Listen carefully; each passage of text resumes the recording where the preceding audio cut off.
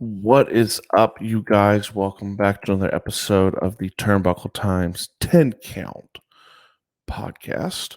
Coming to you guys a little later than what I had planned. Not going to lie, had to watch Rampage a little later. Was out watching my 15-year-old nephew play for a local high school football team. Shout out to the Independence High School Eagles, taking down their rival Centennial High School 35-0 last night. And my nephew getting into the game and picking up some much needed yardage at the end of the game as running back. So I had to watch Rampage a little later, so I was not going to be able to get it up last night. So I wanted to get up today. So Rampage. It's go home edition, you guys. All Out's going to be on Sunday. Kind of expecting some big things. We're so used to it when it comes to how WWE does things, how WCW used to do things.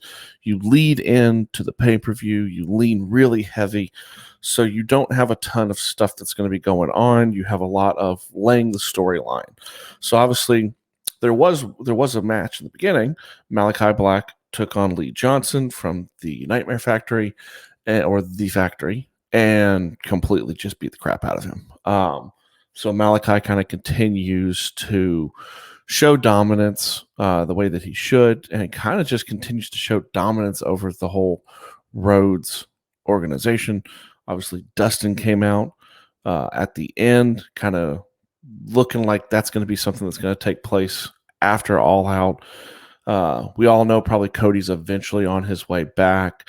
It'll be interesting to see how that rounds out. I think one of the funniest moments in it was when Lee Johnson actually caught Malachi with an elbow, and he kind of backed up and and the fans were like, you fucked up to Lee Johnson about actually connecting on Malachi. But it was what it was.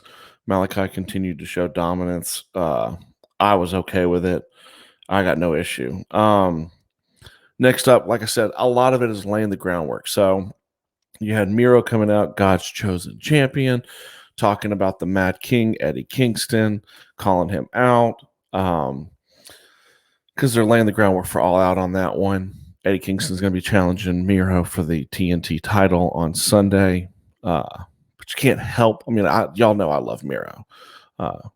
But you can't help but like Eddie Kingston again coming out, kind of cutting a little bit of a promo and telling him that his God is stupid, his God is not right, and if he's going to redeem, he should redeem D's nuts, and then chased Miro kind of out of the ring.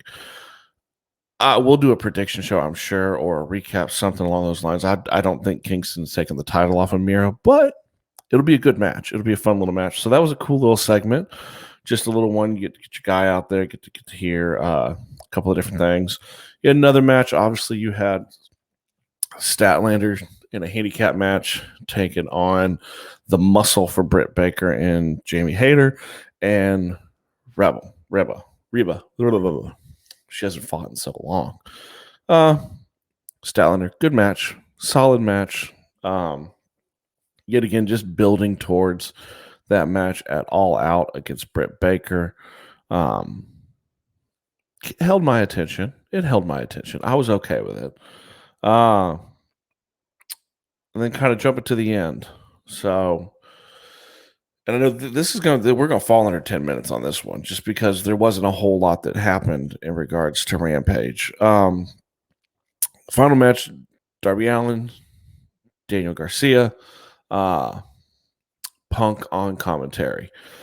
One of the louder pops Punk has gotten since his original one, jumping into the crowd again, really good, was really good on commentary. He's great on the mic. It doesn't really matter what he says, how he says it. He's great. And there's no hatred like that. I do like that. There's no hatred between him and Darby. There's a level of respect that he wants to challenge himself with. I think it may have been on Dynamite. Darby cut a promo saying that CM Punk had said if he was 15, his favorite wrestler would be Darby Allin. And Darby Allin's response was, when Darby Allin was 15, CM Punk was his favorite wrestler. So I thought that was really cool. Obviously, Darby gets the win. Sting's down on ringside.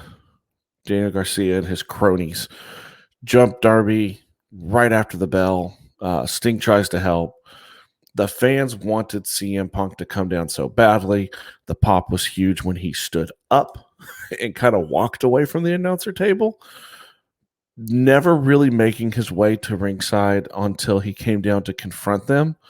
And then Darby pulled one of his patented suicide like missiles through the ropes and just took him out, immediately popped up and went forehead to forehead with CM Punk.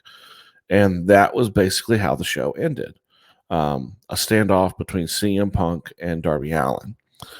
It's going to be really interesting. You know, we've talked about it since CM Punk came back. Darby Allin's probably one of the most over wrestlers in AEW. He's the most popular homegrown wrestler, more than likely. I love Hangman Page. Darby's loved by like kids, everything. He's kind of like staying wrapped with Punk. I don't know.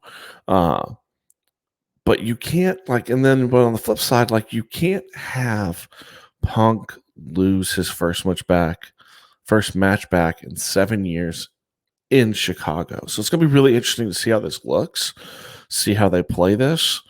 Because also, like I've said it over and over, when it comes to Punk, you watch him cut his promos, you watch afterwards, after the television programs ended and AEW puts out some of the footage, he's there in such a mentor role to give rubs to a lot of the younger talent. He talks about the younger talent all the time. Y'all have heard me say one of the bigger things that he did was don't get it twisted and don't get lost that his first words ever on the mic at AEW were about Britt Baker. So, I mean, Rampage in general, my reaction, it was probably a C match-wise. Build towards All Out was solid. They did a good job of building towards. Obviously, you don't have to do a ton of building for Darby versus Punk. They built well for Miro versus Kingston, Statlander versus Britt Baker. It it's kind of like when you watch a SmackDown episode knowing that the pay-per-view is on Sunday. Not a lot happens because they're building towards. Now, do I think big things are going to happen at All Out? Absolutely. Do I think big things are possibly in the works for Dynamite next week? Hell yes. But Tony Khan is really cognizant of wrapping his storylines up before he starts new ones. And there was no way, like we joked, but there was no way an Adam Cole or a Bray Wyatt or a Ruby Riott were going to show up before All Out. There's a high possibility they show up during it or right after it on Dynamite. So Rampage did its job. Rampage continued to build. I was okay with it. I'm still really okay with the hour-long show, surprisingly. I thought I wouldn't like that, but it makes it flow, makes it seamless. They don't cramp. Well, sometimes they feel like they might have to cramp, but they never feel like they have to stretch. So all in all, great show. Excited about All Out. We're going to be watching it. We're still figuring out if we're going to do a recap. Well, we're going to do a recap, but we're still trying to figure out if we're going to do some sort of preview show. So keep your eyes open for that. That's all I got, you guys. That's all I got. Tune in next time. Love you guys. I'm out.